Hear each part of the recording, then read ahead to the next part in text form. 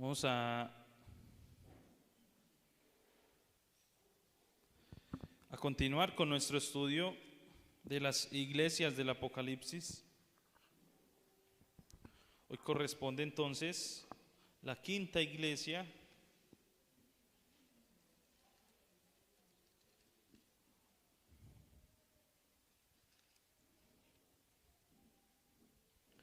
que es la iglesia de Sardis. Esto está en Apocalipsis capítulo 3.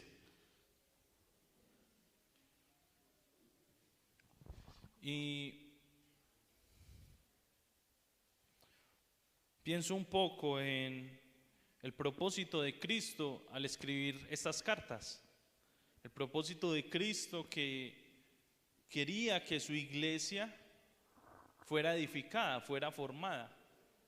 Si hay algo que conocemos de Dios, si hay algo que conocemos de Cristo, es que Él no pone tropiezo a su propia iglesia, de que Él no pone zancadilla a sus propios hijos con el fin de que estos caigan y se arruinen, ¿sí?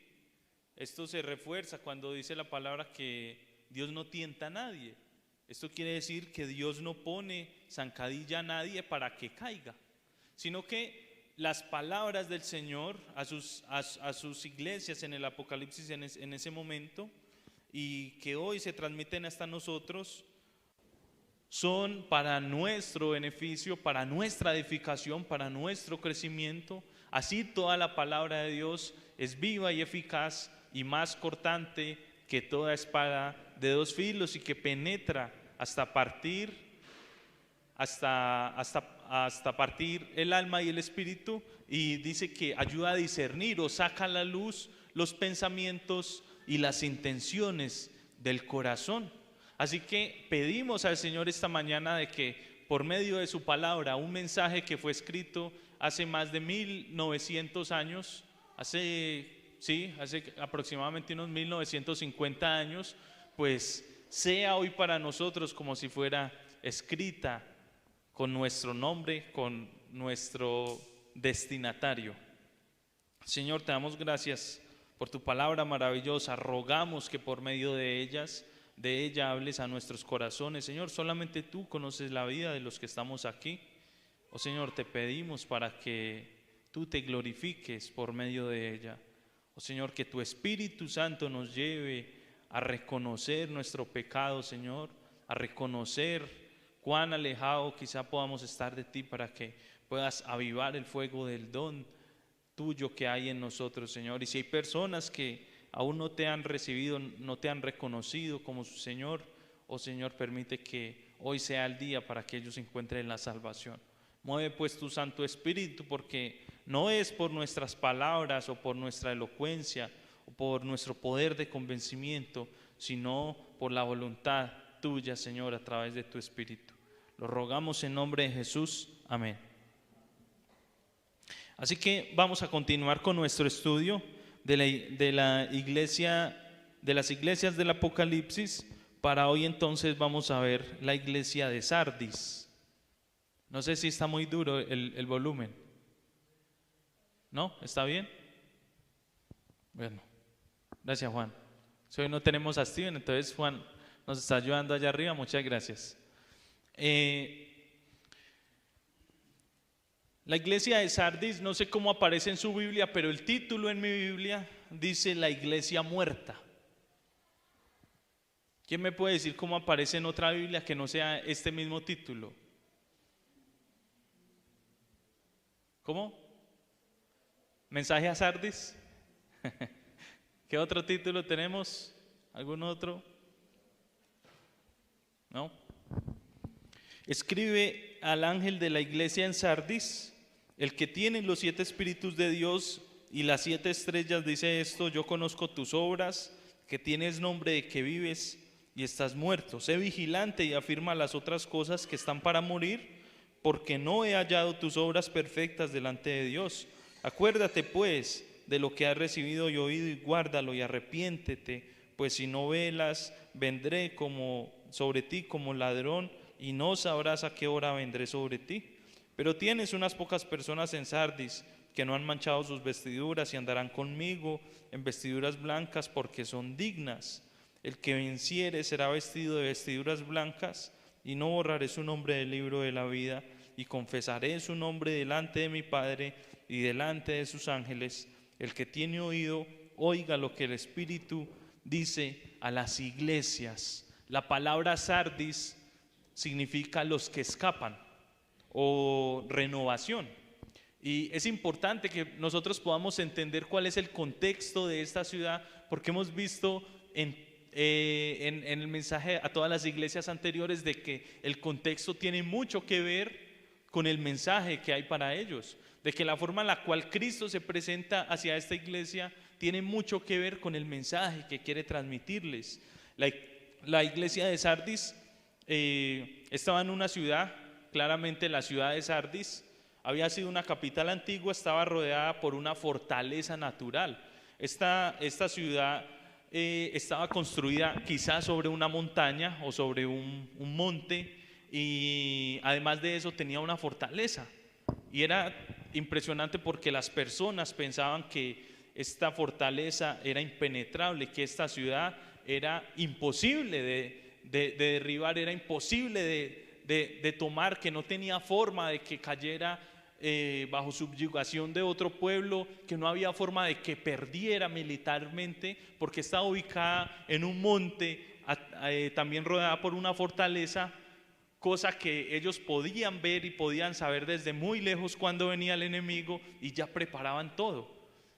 Es muy sencillo, si muchas veces he hablado de esto, si alguien se sube a esta mesa y otra persona le da la mano a la persona que está encima de la mesa y ambos empiezan a forcejear, ¿qué es lo más fácil que pase? ¿Que el que está arriba suba al que está abajo? ¿Cierto que es más fácil que el que está abajo jale al que está sobre la mesa? Pero el que está encima de la mesa, desde que no se deje agarrar la mano, tiene toda ventaja. Tiene toda ventaja en cuanto a visión, en cuanto a poder sobre, porque una cosa es una mesa, otra cosa es una montaña. Aquellos pueblos que se asentaban sobre una montaña, no era tan fácil bajarlos de allí como quien agarra la mano de alguien que está en una mesa y lo baja. Realmente tenía que utilizarse una estrategia mucho más fuerte. Esta ciudad se consideraba impenetrable, fue construida aproximadamente 1200 años antes de Cristo y fue una de las ciudades más hermosas del mundo en ese momento. Hoy en día está ubicada en una parte de Turquía y sin embargo en el año 549 antes de Cristo se dice que el rey persa Ciro II el Grande conquistó la ciudad utilizando una estrategia audaz. Envió un soldado persa llamado Hidarnes a escalar una sección aparentemente imposible de la fortaleza a través de una ruta poco vigilada, sorprendió a los defensores desprevenidos y abrió paso para que todo el ejército enemigo ingresara, y esta victoria de los persas en Sardis se convirtió en una lección importante de no confiarse en el lugar en el que estaba. Y eso es lo que vamos a hablar esta mañana. No confiarnos en el lugar en el que estamos, porque quizá el lugar en el que estamos pareciera ser seguro. El matrimonio parece un lugar seguro, ¿cierto? Ah, no, yo ya me casé y ya no lucho con esas cosas de ver a otras mujeres. O quizá la familia parece un lugar seguro. Ah, no, es que yo con mi familia las cosas están muy bien. Es muy difícil que nos separemos, es muy difícil que entremos en un conflicto porque nos queremos mucho y nos amamos.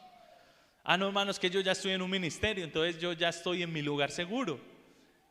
¿Qué es estar en un lugar seguro? Es estar un punto en el que usted siente y se puede confiar de que es muy difícil de que usted pierda esa posición, de que usted pierda ese lugar. Pero como la iglesia de Sardis recibió esta lección sobre la importancia de no confiarse demasiado en la fortaleza aparente, porque todos tenemos una fortaleza aparente. Muchos decimos, ah, no, hermano, es que yo soy fuerte, yo soy capaz de protegerme de X o Y cosa, yo soy capaz de sostenerme firme ante esta tentación. Ah, sí, hermanos, yo ya lo he pasado antes, así que yo no tengo problema con eso. Y teniendo este contexto de la iglesia de Sardis, miramos de qué manera se presenta Cristo. Dice en el versículo 1, el que tiene los 7 espíritus de Dios y las 7 estrellas, dice esto: el que tiene los 7 espíritus de Dios y las 7 estrellas. ¿Cómo así, hermano, que Cristo tiene 7 espíritus? O Dios tiene 7 espíritus, y yo tenía entendido que es solo un espíritu. Si es solo un Espíritu Santo. Realmente se refiere, cuando habla de los 7 espíritus, se refiere a las 7 manifestaciones del Espíritu. ¿Cuáles son esas manifestaciones del Espíritu? Pues hay una posición que la vamos a mirar y que parece muy acertada. Está en Isaías capítulo 11. Hablamos de las 7 manifestaciones del Espíritu del Señor. Y incluso desde esta mañana, desde esta mañana veníamos hablando de eso, de cómo en Cristo reposa toda plenitud, de cómo en Cristo reposa el camino, la verdad, la vida. No hay nada que esté fuera de lo que es Cristo, no hay nada que esté por fuera y que esté alejado de Cristo cuando se refiere a las manifestaciones de Dios, a los propósitos de Dios, a todas aquellas cosas que podríamos entender como las manifestaciones del Espíritu. Muchas gracias. Muchas gracias.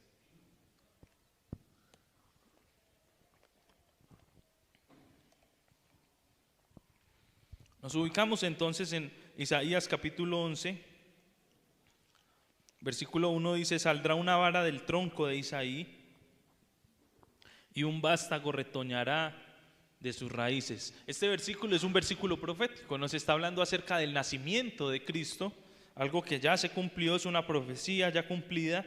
Dice que de la vara del tronco de Isaí saldrá un vástago, retoñará de sus raíces, versículo 2, y reposará sobre él. ¿Sobre quién? Sobre Cristo.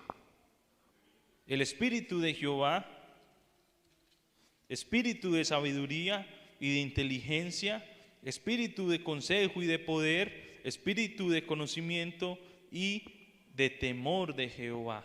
Haga el conteo: 7 manifestaciones gloriosas de lo que es el Señor, 7 características maravillosas que se manifiestan a través del Espíritu. Y lo que dice Isaías es: sobre el retoño, sobre este vástago, sobre Cristo iba a reposar todo esto.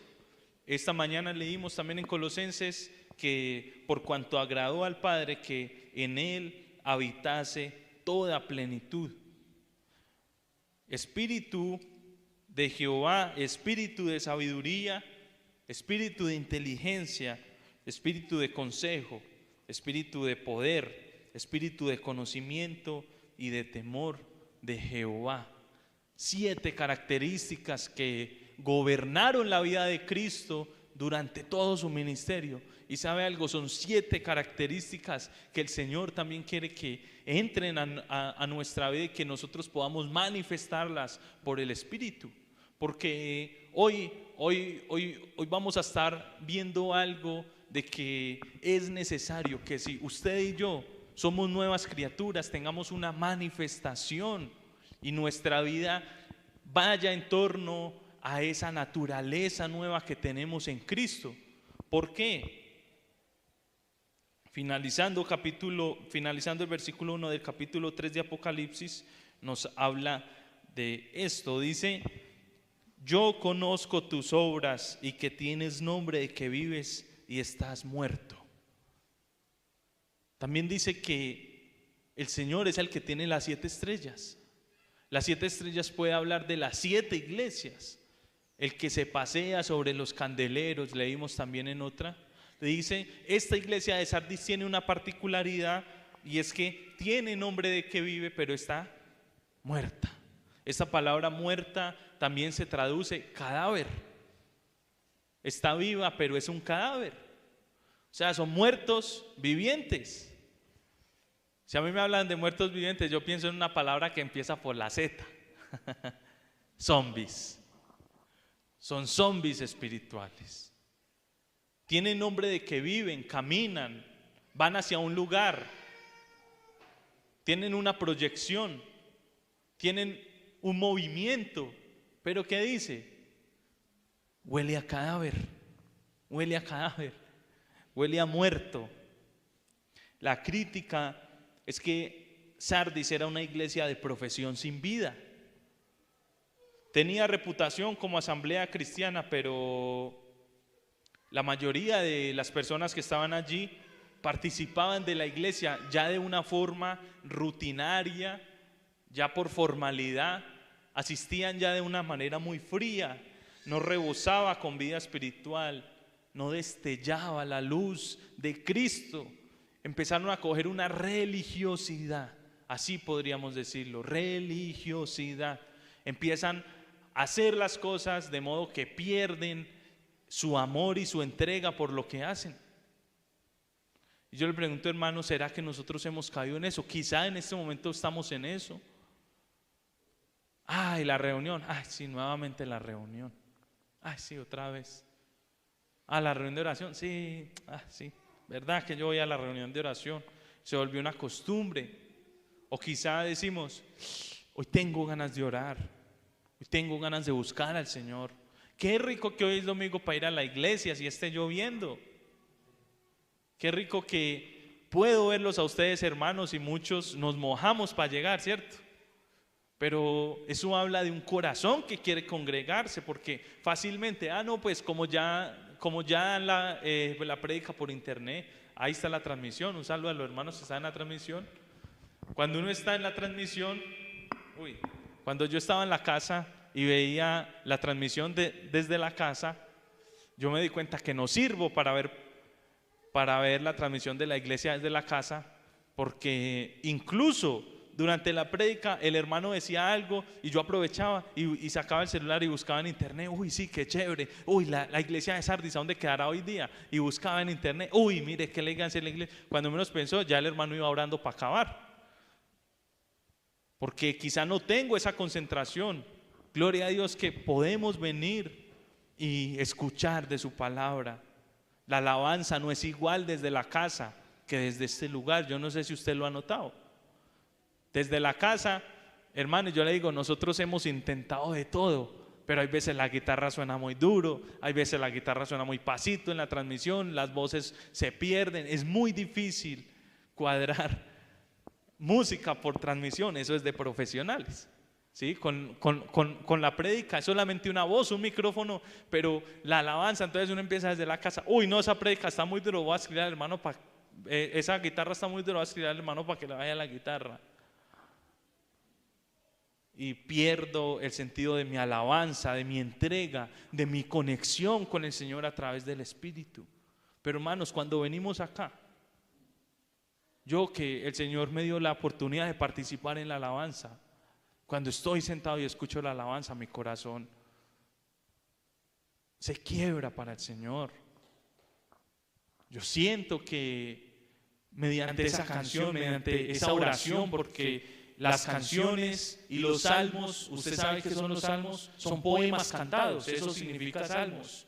Y cuando venimos y cantamos los salmos, porque cantamos muchos salmos, cantamos también otras canciones, nuestro corazón se quiebra delante de Dios. Yo le puedo decir, Señor, tú eres mi refugio. Pero le digo algo, en la casa no siento eso. Porque quizás empezamos a vivir las cosas de manera rutinaria, fría, en la familia, con los padres, con los hijos. Fácilmente pasan días y no sabemos en qué va nuestro hermano, en qué va nuestro papá, nuestro hijo, qué ha pasado con él. Vivimos juntos y en 3, 4 días no sabemos en qué está, en qué anda, qué hay.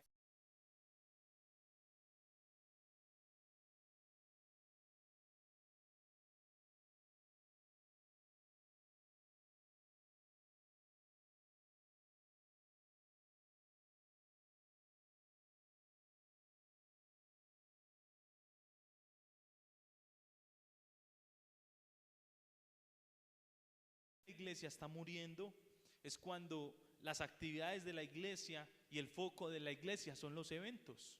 Y nos preocupamos mucho por cómo se hace esto, por de qué forma podemos hacer esto, de qué forma hacemos esto evangelístico y cuál es el mejor método, y programamos y todos los días hay reunión y esto y todos los días tenemos un evento diferente.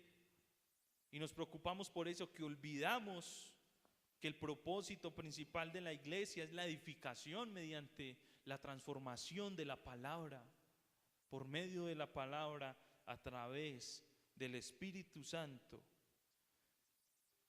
En este momento una iglesia que esté más preocupada por los eventos y por cómo se hacen las cosas, que por su relación con Dios, que por buscar el crecimiento de los demás, buscar el crecimiento en unidad, es una iglesia que está muriendo, está empezando a oler a cadáver, se está convirtiendo en una iglesia zombie. Tiene nombre de que vive y camina y hace actividades, pero está muerta. Le agradezco a Dios por los martes, porque los martes hemos estado orando. Señor, te pedimos por la vida espiritual de la iglesia, te pedimos por la vida espiritual de todos los hermanos, aún de los que no vinieron el martes. Señor, te pedimos por su vida espiritual. Gracias a Dios por las oraciones que mantienen a la iglesia viva, porque si oramos por la iglesia y predicamos la palabra e invitamos a todas las personas para que vivamos en constante humillación delante de Dios, entonces podemos ir en crecimiento, podemos efectuar la obra del Señor. En Juan 8:31 dice: dijo entonces Jesús a los judíos que habían creído en él: si vosotros permaneciereis en mi palabra, seréis verdaderamente mis discípulos. Juan 8:32: y conoceréis la verdad, y la verdad os hará libres. ¿Cuál es la clave para ser libre? ¿Cuál es la clave para ser el discípulo del Señor? ¿Cuál es la clave para permanecer vivos? Dice: si vosotros permaneciereis en mi palabra. Hermano, ¿cuánto tiempo a la semana pasa usted con este libro? No tiene que ser en físico. Es muy tedioso llevar una Biblia en el megabús, ¿cierto? Y sacarla ahí. Uy, no, hermano, yo no llevo la Biblia en megabús porque de pronto me meten la mano por la ventana y me la roban. Me dejan sin la espada. Hermano, en el celular usted puede tener su Biblia, ¿cierto? Hoy en día no es una excusa que yo no tengo la palabra de Dios. Hermano, usted puede tener la palabra de Dios todo el momento, estudiarla, meditar en ella. Cuando se despierta, ore y lea un versículo, lea un capítulo. Hermano, si tiene un espacio al medio, ore, lea un capítulo, lea un versículo. En la noche antes de acostarse, ore, lea un capítulo, lea un versículo. El Señor nos hablaba a través del Salmo capítulo 1 el pasado viernes. Dice que en la ley de Jehová está su deleite, y en ella medita ¿cuándo? Los domingos, por la mañana. Cuando, ¿dónde está mi Biblia? ¿Dónde está mi Biblia? Amor, ¿dónde está la Biblia? ¿A dónde la dejó? ¿A dónde la dejó hace 8 días? Va, mire que ya está. Y si no, fue que la dejó en la capilla. Es imposible que el árbol plantado junto a corrientes de agua se alimente del agua de la fuente solo una vez a la semana. Es necesario que esté en constante contacto con la palabra, porque la palabra también se simboliza por el agua, que es la que nos limpia, es la que nos purifica, es la que transforma nuestra vida. Yo le digo, hermano, se cumple un versículo que dice: de la abundancia del corazón habla la boca. Es tremendo, porque usted habla con personas que solamente se la pasan hablando de memes. Solo hablan de memes. Sí, como usted vio un meme de tal ahí en TikTok, en Instagram. ¿Qué? ¿Un meme de qué? Usted no vio el video que ahora está en tendencia. No, yo no he visto ningún video. Hermano, esa persona que solo habla de memes, de videos, eso se la pasa haciendo. Es que nuestra boca nos delata, hermanos. Nuestra boca nos delata. Alguien que solamente se la pasa hablando de fútbol, adivine qué come todo el día, noticias, los deportes, paga ESPN Premium, paga todas estas cosas, sabe correctamente todas estas cosas. Hermanos, para que nosotros podamos vivir en la palabra de Dios. Porque le digo, cuando usted permanece en la palabra de Dios, eso es lo que habla su boca. Si alguien viene y le pide un consejo, le digo, lo mejor es que no le hable de un meme o de una tendencia. Es que yo estoy teniendo problemas en mi casa, alguien en el trabajo le dice, yo estoy teniendo problemas en mi casa con mi esposa. ¿Usted ha visto un meme? Hermano, un versículo. Sí, es que el Señor dice en su palabra, amad a vuestra mujer, no seáis ásperos con vuestros hijos. Hermano, de la abundancia del corazón habla nuestra boca. Es por eso importante que usted y yo nos alimentemos constantemente de este libro. Es impresionante, impresionante la forma en la cual esto transforma la vida suya y mía. Es impresionante, y se lo digo, hermano, porque este año 2023 estaba dentro de mis proyectos, dentro de mis propósitos, y ya lo he comentado varias veces, volver a leer la Biblia de pasta a pasta. Ha sido impresionante cómo el Señor me ha llevado a hablar mucho más de Él, de un momento a otro, sin buscarlo, sin quererlo, sin buscar mi vanagloria. Mi boca empieza a hablar sobre los reyes de Israel. Y estamos hablando de algo tan normal y tan rutinario, y mi boca empieza a mencionar, ay sí, es que en Eclesiastés dice esto. Estamos hablando de un tema común y corriente, ay sí, es que Job dijo esto. Es que Salomón se sintió así. Ay sí, David, y me acuerdo, sí, David, es el Salmo 51 que habla de esto. Sí, Asaf, el Salmo 73, Asaf también tuvo ese mismo pensamiento. Pero dice, hasta que entré en el santuario de Dios y comprendí el fin.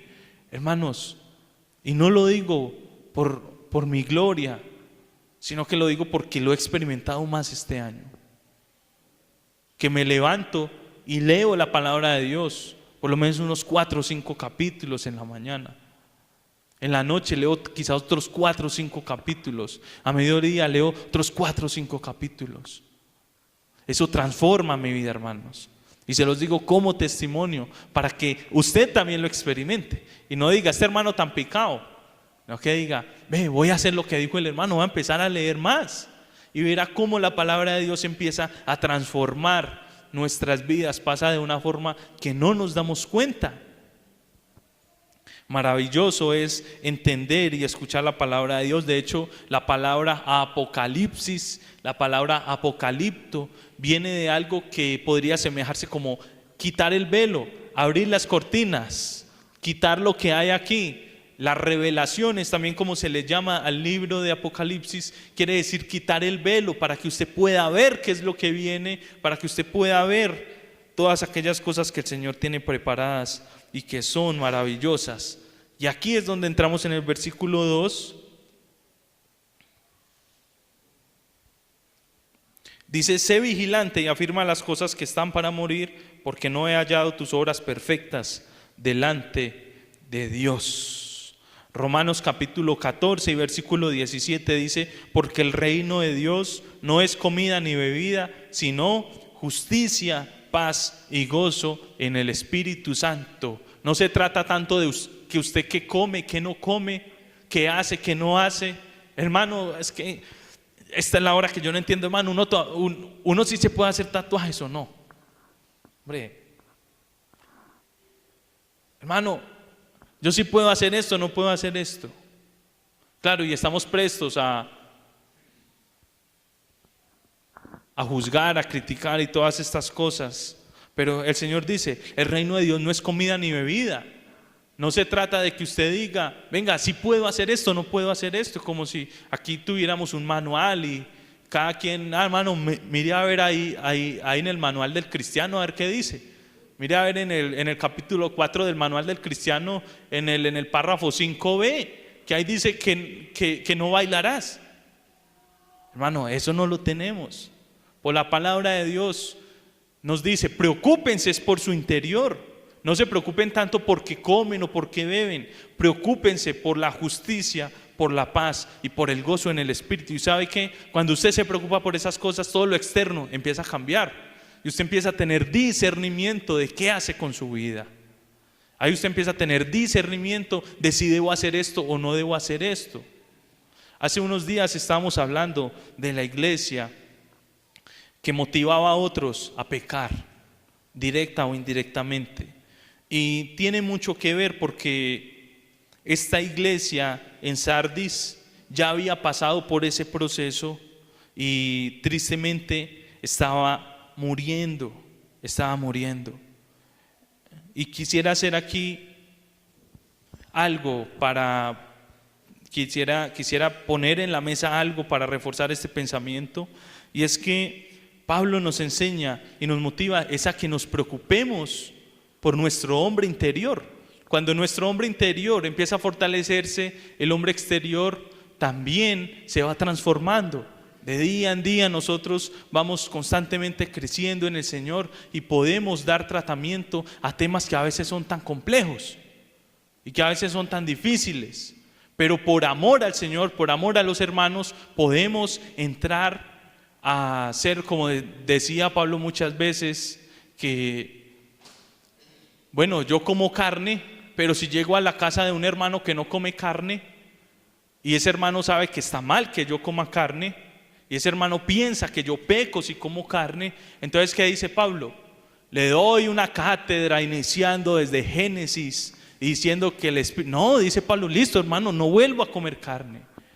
Si es así, entonces no como carne ante ese hermano y no le voy a juzgar por lo que hace. Hermano, no se trata de defender nuestros derechos. Una iglesia que está viva no busca lo suyo propio, sino que busca también lo de los otros. Que hermano, que en la palabra dice que uno debe usar manto, pero yo me di cuenta que uno no debe usar manto y lo defiendo bueno, si usted piensa que no debe usar manto, yo le doy un consejo con todo el corazón: úselo. Hermanas, úsenlo, porque hay hermanas que piensan que el manto es obligatorio y usted podría tener una discusión teológica y decir, sí, pero es que mire, era algo cultural y esto. Yo le digo, hermana, si usted se da cuenta que hay otras hermanitas que están siendo heridas, que están siendo desmotivadas, desanimadas, que incluso pueden estar cayendo en un pecado por usted, use el manto. Use el manto.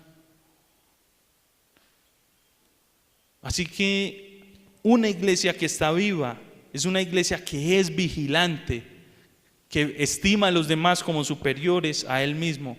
Versículo 2: sé vigilante y afirma las otras cosas que están para morir, porque no he hallado tus obras perfectas delante de Dios. De eso se trata, ser vigilante. Versículo 3 dice: acuérdate pues de lo que has recibido y oído, y guárdalo y arrepiéntete. ¿Cuál es la diferencia entre arrepentimiento y remordimiento? ¿Cuál es la diferencia? El arrepentimiento es diferente al remordimiento. Dice 2 Corintios capítulo 7, ese sí quiero que lo busquemos. 2 Corintios capítulo 7.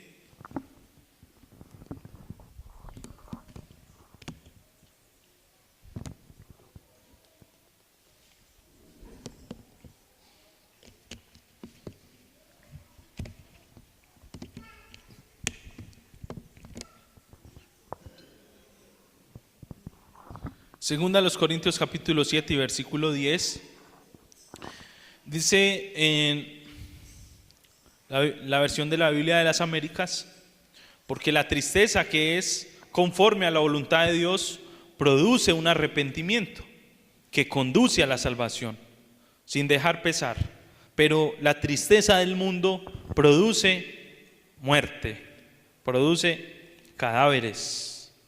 Segunda a los Corintios 7:11 en la Reina Valera 7:10 dice: porque la tristeza que es según Dios produce arrepentimiento para salvación, de que no hay que arrepentirse, pero la tristeza del mundo produce muerte. Yo le digo, hermano, Judas y Pedro son dos ejemplos muy claros para diferenciar entre el arrepentimiento y el remordimiento. Uno de ellos, bueno, los dos cometieron traición ante el Señor, los dos le dieron la espalda en el momento que más lo necesitaba, los dos le negaron. ¿Qué había de diferente en ellos? ¿Acaso era uno más malo que el otro en ese momento? Y la verdad es que no. Pero uno de ellos tuvo arrepentimiento para salvación y el otro lo que tuvo fue una tristeza que hizo que él fuera a su misma muerte, que él se suicidara. Dice la palabra que fue y se ahorcó, y por hecho sabemos que él se cae cuando está ahorcado. Él se cae sobre unas rocas, es una escena tremenda. Cae sobre una roca, se le abre la barriga y se le salen los intestinos. Qué muerte tan horrible para Judas. Pero cuando usted piensa en Judas, se da cuenta de que nadie dudaba de Judas. Nadie dudaba de Judas. Cuando estaban en la última cena, ellos se sientan con el Señor, los discípulos, y el Señor les dice: uno de ustedes me va a entregar. Uno de ustedes me va a entregar. Mire, si todos hubieran desconfiado de Judas, si todos ya le habían visto algo raro a Judas, si todos ya habían visto que Judas tenía ahí como que sí, como que no, todos hubieran dicho: ah, sí, es Judas, ¿cierto, Señor? Es Judas. Pero no, todos empiezan a preguntarse: ¿pero quién es, Señor? ¿Seré yo, maestro? Todos empiezan a preguntarse porque ellos no podían creer que en el grupo que el Señor había armado había alguien que iba a entregar al Señor. Nadie dudó de Judas. Judas se camufló también, que nadie dudó de él. Y el Señor dice: el que moje el pan en la bebida, ese es. Y justo Judas estaba ahí. Uy. Supo camuflarse, parecía vivo Judas, pero estaba muerto.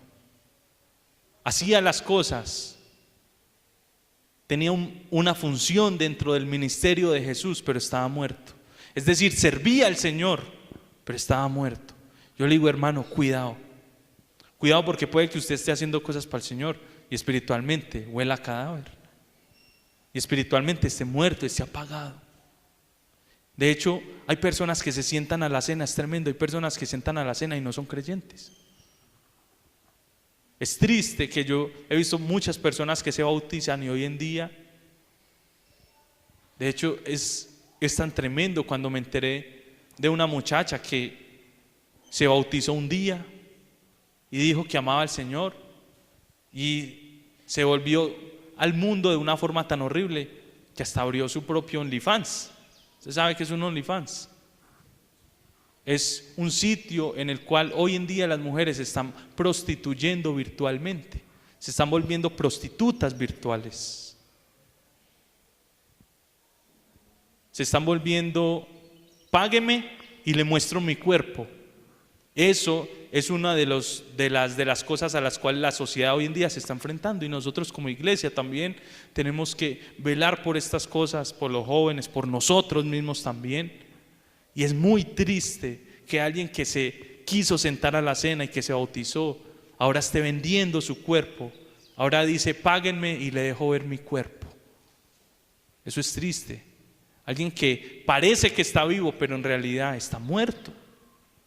Y hermanos, ahí es donde se cumple la palabra cuando dice que la puerca lavada, así usted le eche loción, así usted le eche Dorsai, así le eche las mejores lociones de Carolina Herrera, así usted lo bañe y le eche el mejor jabón que haya, jabón Rey, así bañe el cerdo con jabón Rey, le eche las lociones, le eche desodorante, suéltelo.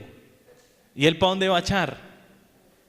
Nuevamente va a ir a embarrarse. También habla del perro que vuelve a su vómito. Y es tremendo porque escuchaba un hermano que decía: ¿por qué el perro vuelve al vómito? ¿Por qué creen que el perro vuelve al vómito? ¿Por qué? Porque es perro. Así. Gracias, hermano Ferney. Porque es perro. Su naturaleza es ser perro. Es por eso, hermanos, que es necesaria la nueva naturaleza en nuestra vida, porque el cerdo vuelve al lugar en donde se ensucia, porque es cerdo. Esa es su naturaleza. Así está programado él. Así piensa él, así cree que es la vida de la mejor manera. Porque alguien cuando llega y escucha de la palabra de Dios, incluso se bautiza, muchos muy tristes se bautizan, creen en el Señor, inician un ministerio, pasan 2, 3 años y vuelven atrás al mundo y vuelven al pecado. ¿Por qué? Porque son hijos de ira, porque no tienen la nueva naturaleza. Es decir, es imposible que ellos con la antigua naturaleza sirvan al Señor, y pasan 2, 3 años fuera de la asamblea, felices en su pecado. Luego les llega el remordimiento, dice: ay, quiero volver al Señor, intenta acercarse, pero vuelve atrás. ¿Por qué? Porque no es una nueva criatura. Su naturaleza es como la naturaleza del perro que vuelve al vómito porque es perro, y el cerdo que vuelve a ensuciarse porque es cerdo.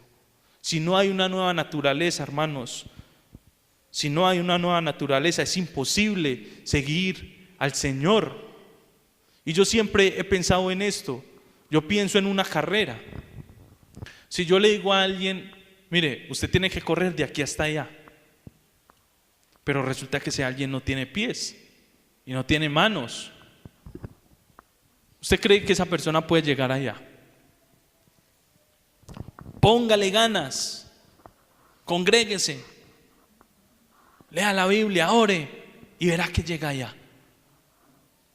Échele ganas, escuche prédicas. Hermano, si él no tiene piernas, él no va a llegar allá. Cuando somos nuevas criaturas en Cristo, Dios nos pone piernas, aleluya. De modo que nosotros podemos levantarnos y vivir la vida cristiana de la manera en que podamos hacerlo. Podemos caminar y llegar hasta la meta. ¿Por qué? Porque es nuestra nueva naturaleza. Es nuestra nueva naturaleza. Si usted no tiene la nueva naturaleza, la naturaleza de Cristo, usted no puede vivir la vida cristiana. ¿Por qué? Porque no tiene las piernas para caminar en la vida cristiana. Porque no tiene la forma, es que es imposible. Y se lo digo porque es necesario que si hay alguien hoy, esta mañana, que siente que no tiene piernas y que intenta por su vida e intenta llegar, por más que le eche ganas, por más que le intente, no puede salir del pecado, no puede arrepentirse, no tiene un corazón que le diga: Señor, he pecado contra ti, perdóname. Entonces esa persona no tiene la nueva naturaleza, no puede caminar la vida cristiana. Se va a aburrir y al ver que no puede caminar y no puede llegar hasta el fondo, va a decir: ni para qué lo intento, más bien me vuelvo al mundo, es más cómodo, la paso más chévere. Y tristemente Satanás le siembra algo en sus mentes, y es esta frase: sí, tranquilo, vuelve al mundo, tú eres un hijo de Dios, cuando el Señor vuelva tú vas a ir con Él. Y ahí es donde el Señor tiene que decir: en aquel día les diré, no los conozco, apartados de mí, al fuego eterno, hacedores de maldad. Pero el arrepentimiento que es para vida es el arrepentimiento que es como el de Pedro. Es un arrepentimiento que viene incluso de parte de Dios, en el cual el Espíritu nos lleva, nos redarguye de pecado, de justicia y de juicio, y nosotros podemos decirle: Señor, he pecado contra ti.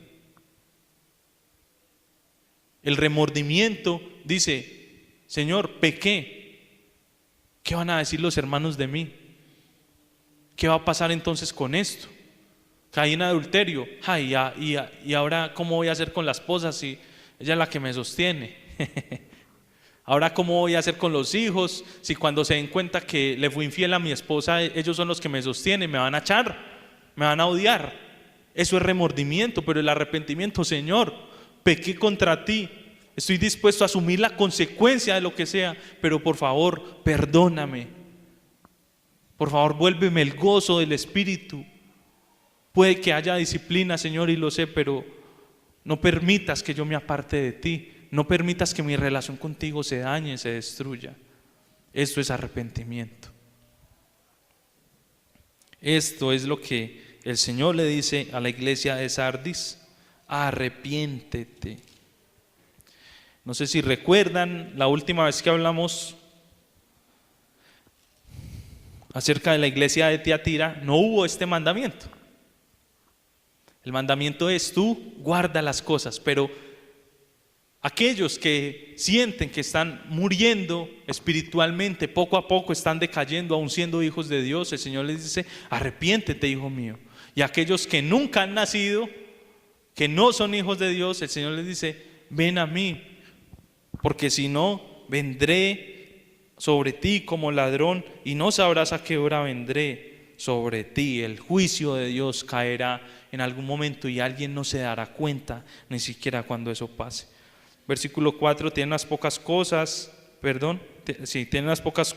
personas en Sardis que no han manchado sus vestiduras y andarán conmigo en vestiduras blancas porque son dignas. Gloria a Dios por aquellos remanentes, personas que siguen a pesar de las dificultades, vivos espiritualmente, trabajan y manifiestan una comunión con el Señor, porque a esos vencedores, esos actos de justicia los señalaban como verdaderos creyentes. Sus vestiduras blancas hablan de la justicia de sus vidas, hablan de que ellos están limpios delante de Dios. Y lo que el Señor les dice es que por eso sus nombres no iban a ser borrados del libro de la vida. Dice, versículo 5, el que venciere será vestido de vestiduras blancas, no borraré su nombre del libro de la vida y confesaré su nombre delante de mi Padre y delante de sus ángeles. No queda mucho tiempo, quisiera hablar posteriormente cuando terminemos esta serie de las iglesias del Apocalipsis. Quisiera hablar sobre que la salvación no se pierde, porque versículos como este, que es un versículo entre 20 que dicen que no se pierde, pareciera como que dijera que la salvación se pierde, ¿cierto? No, es que vea que si uno no hace eso, entonces el Señor va a borrar mi nombre del libro de la vida. Hermano, ¿ahí dice eso en serio? ¿En serio ahí dice que el Señor va a borrar el nombre de aquellos que no se arrepienten? Eso es lo que dice ahí. Vamos a leer. El que venciere será vestido de vestiduras blancas y no borraré su nombre del libro de la vida. Mire que es algo completamente diferente a decir: aquellos que no se arrepientan, borraré sus nombres del libro de la vida. No sé si nota la diferencia. Si así fuera, hermanos, esta frase debió haberse ubicado en el versículo 3. El versículo 3 debía haber dicho: arrepiéntete pues y no velas, vendré sobre ti como ladrón en la noche, no sabrá a qué hora vendré sobre ti y borraré tu nombre del libro de la vida. Hermano, si ahí dijera eso, yo no discutía con nadie de que la salvación no se pierde, porque ahí lo dice, de que el Señor puede borrar el libro de la vida de alguien, de que hay alguna forma en la cual, si Dios ya escribió, coja su borrador y lo quite, cosa que es completamente contraria a lo que enseña la palabra, porque es decir, como que nuestras obras son tan poderosas y tienen tanto peso delante de Dios que es capaz una obra nuestra de hacer que Dios borre a alguien del libro de la vida. Entonces yo diría: uy, no, impresionante, porque entonces nosotros tenemos tanto poder y nuestro pecado tiene tanto poder que después de haber sido ya lavados con la gracia de Jesucristo, podemos perder esa limpieza. Cuando Pedro se acerca a Jesús y Jesús le dice: Pedro, tengo que lavarte los pies. Pedro, ¿qué dice? No, Señor, ¿cómo vas a hacer eso? Si antes nosotros, no, Señor, no. Pedro, es necesario.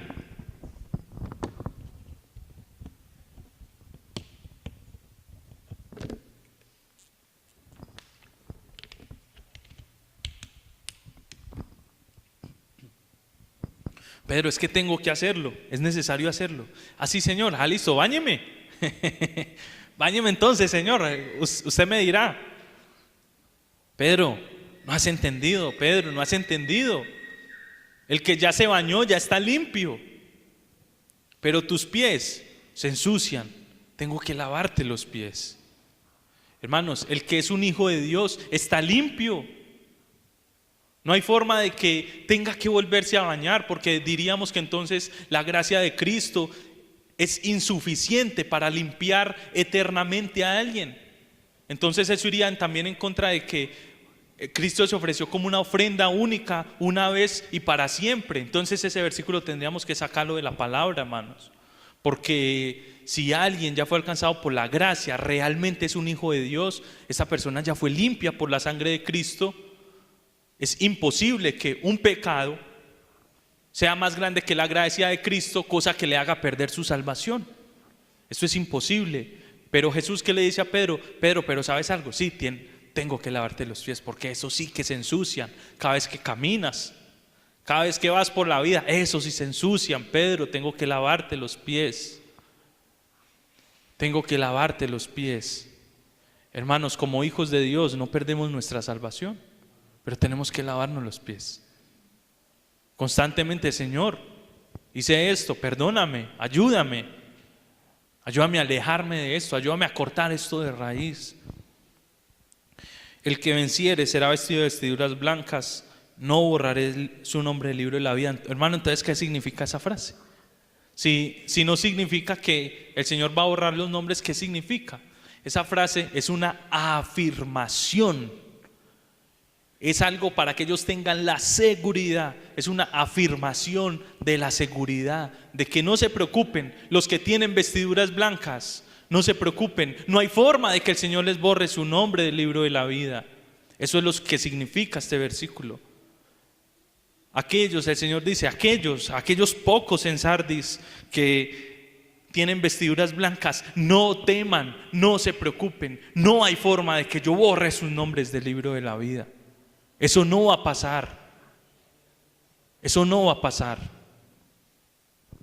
Eso es lo que dice, eso es lo que significa el versículo 5. Confesaré su nombre delante de mi Padre y delante de sus ángeles. Qué promesa tan bonita del Señor. Aquellos que están vivos y que tienen vestiduras blancas, les prometo, dice el Señor, no borraré sus nombres del libro de la vida. No solamente eso, los confesaré delante de mi Padre con total seguridad, con total, podríamos decir, orgullo. Voy a decir ante el Padre, este es mi hijo, este tiene vestiduras blancas y estoy feliz porque Él es un fruto de la aflicción de mi alma. Él es un fruto de la muerte mía en la cruz. Estoy feliz porque Él es el fruto de una aflicción fuerte que yo tuve en algún momento, y Él goza de la vida eterna. Padre, Él hace parte de los míos. Él es mi hijo. Él es mi amado. Él es mi abrazado. Él es mi ñaña. No hay forma de que eso cambie, Padre. Te confesaré y ten la completa seguridad de que Él hace parte de mi rebaño. Él hace parte de mi cuerpo. Él hace parte de mí y yo hago parte de Él. Hermanos, yo tengo un deseo al leer este versículo. Mi deseo es que el Señor me confiese delante del Padre, delante de sus ángeles. No habría un honor más grande para mí que ese. No habría un honor más grande para mí que de la misma boca del Señor Jesús salgan las palabras: Juan Daniel es mío, yo soy de Él. Juan Daniel es rescatado por mi sangre. Miren, ángeles, Padre, mire, este es Juan Daniel. Yo lo compré con mi sangre. Él está redimido por mí. Él es mi hijo, Él es mi cuerpo. ¿Cómo me sentiré yo cuando el Señor Jesús diga mi nombre? Y lo cantábamos ahorita. A mi nombre yo feliz responderé. Último versículo, a que nos vamos. El que tiene oído, oiga lo que el Espíritu dice a las iglesias. De nuevo se llama a los hombres y a las mujeres a que presten atención a esta solemne advertencia en contra de profesar una religión sin haber nacido de nuevo. El llamado de esta mañana es a aquellos que quizá intentan vivir una vida religiosa sin haber tenido la nueva naturaleza. Es imposible intentar correr la carrera sin piernas. La asamblea en Sardis es a menudo considerada como la imagen del periodo posterior a la Reforma, cuando la iglesia se hizo formal, ritualista, mundana y política. La iglesia entró en un momento después de la reforma de Martín Lutero, en la cual ellos empezaron a mezclarse muchas cosas y empezaron a morir poco a poco. Las iglesias estatales protestantes en Europa, las colonias americanas fueron líderes en esta tendencia, pero el que tiene oído, oiga lo que el Señor dice. No caigamos como otros, procuremos estar vivos delante de Dios, procuremos mantener firme nuestra profesión. Hay algo muy interesante y con esto finalizamos.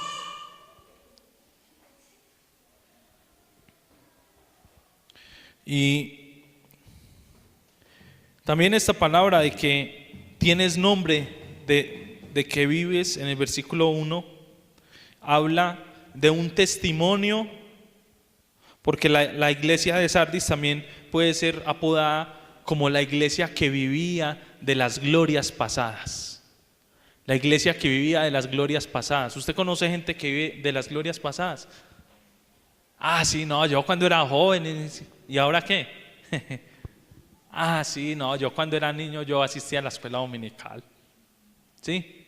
Y entonces, ¿qué le va a servir eso a usted cuando se encuentre con el Señor? Contarle la historia de Sansón. Ah, es que yo en el pasado, hermano, tuve un ministerio y serví a estas personas y ayudé, y hoy en día entonces ¿por qué está sentado? Ah, sí, hermano, es que yo en el pasado y yo antes. Quieren vivir de un nombre pasado, de una gloria pasada. Pero el llamado es que nosotros podamos reavivar eso. Dice, arrepiéntete, vuelve, cambia tu forma de pensar, cree nuevamente, retoma ministerio nuevamente. Hermano, si usted visitaba a alguien, sí, es que yo hace unos años visitaba a un hermano por allá, sí, mire a ver si puede volver a visitarlo. Qué bueno sería, porque ese hermano no ha vuelto. Y si siente confianza con usted, quizá cuando lo vea se alegre su corazón y se motive nuevamente. Hermanos, no se trata de vivir una religión, sino una relación con Dios. Llenémonos de la palabra para que eso sea lo que hable en nuestra boca. Llenémonos de oración para que eso sea lo que confíe en nuestro corazón. Procuremos congregarnos todos los días que más podamos, hermanos.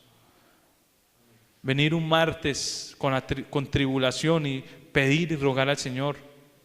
Yo le digo, Señor, hay veces yo sé, perdóname porque me he quedado dormido el martes. Perdóname porque en un momento me voy y vuelvo y ya quién está orando. Pero Señor, no quiero dejar de venir. No, hermano, es que yo no volví porque siempre me duermo. Yo no volví porque siempre me duermo en la reunión. No, venga, sí se duerma. No, hermano, es que yo no volví los viernes porque una vez por allá dijeron algo que no me gustó. Ay, hermano, procuremos por llenar nuestra alma, nuestra mente, nuestros pensamientos de la palabra de Cristo, que es la que realmente transforma. Señor, esta mañana te damos gracias por tu palabra. Señor, te damos gracias porque nos hablas a través de tu Espíritu. Gracias porque usas esta iglesia de Sardis para darnos un mensaje claro a nosotros. No importa vivir una religión, Señor, sino una relación contigo. Permite que nuestras vidas crezcan en tu conocimiento, en la relación contigo, Señor. Danos la sabiduría y la valentía para cortar con aquellas cosas que nos desvían la mirada de ti, Señor. Ayúdanos a caminar contigo. Gracias porque no borrarás nuestro nombre del libro de la vida si ya somos nuevas criaturas. Oh Señor, pero queremos vivir para ti. No tomamos esto como excusa para vivir en nuestro pecado, Señor, sino que queremos vivir en santidad para ti. Bendice esta iglesia en Dos Quebradas, Señor, y gracias porque nos amas y permites que escuchemos hoy nuevamente tu palabra, Señor. Lo pido en el nombre de Jesús, amén. Dios los bendiga, hermanos.